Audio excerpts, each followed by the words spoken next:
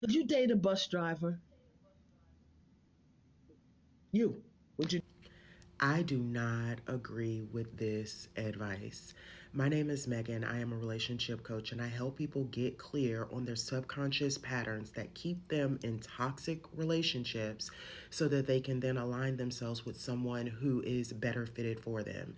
Now, this entire video goes on to say the woman says no, she would not date a bus driver.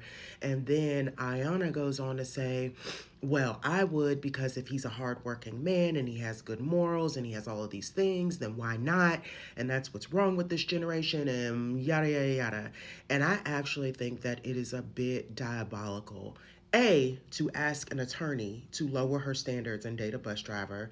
Not hating on bus drivers. My dad was a bus driver for over 20 years.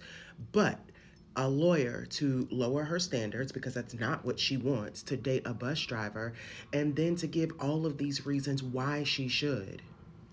The one thing that keeps us in these toxic patterns, these toxic relationships, is falling in love with potential. Now, for most of my clients, and what I usually see is people falling in love with the emotional potential of someone.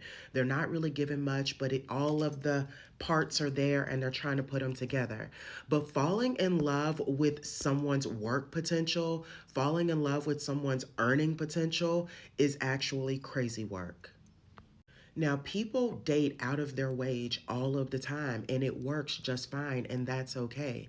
But if your decision is to not date out of your wage and then you decide to do so, that is a foundation for resentment. Because when you start dating things that you don't, I'm sorry, dating people that you don't really want to be with, that's like a scarcity mindset. What I really want isn't available, so let me settle for this. Or let me cling to the idea that this is going to turn into something else. When you are looking for a suitable partner, you cannot be afraid to ask for what you want. Because if you're insecurely attached, then fear has already been your driving motivation for all of the toxic partners that you were dealing with. So, why would you bring that same energy into a new relationship? Put yourself out there, set your boundaries, and get exactly the partner that you're looking for. Ask for what you want, believe it is possible, and watch it happen.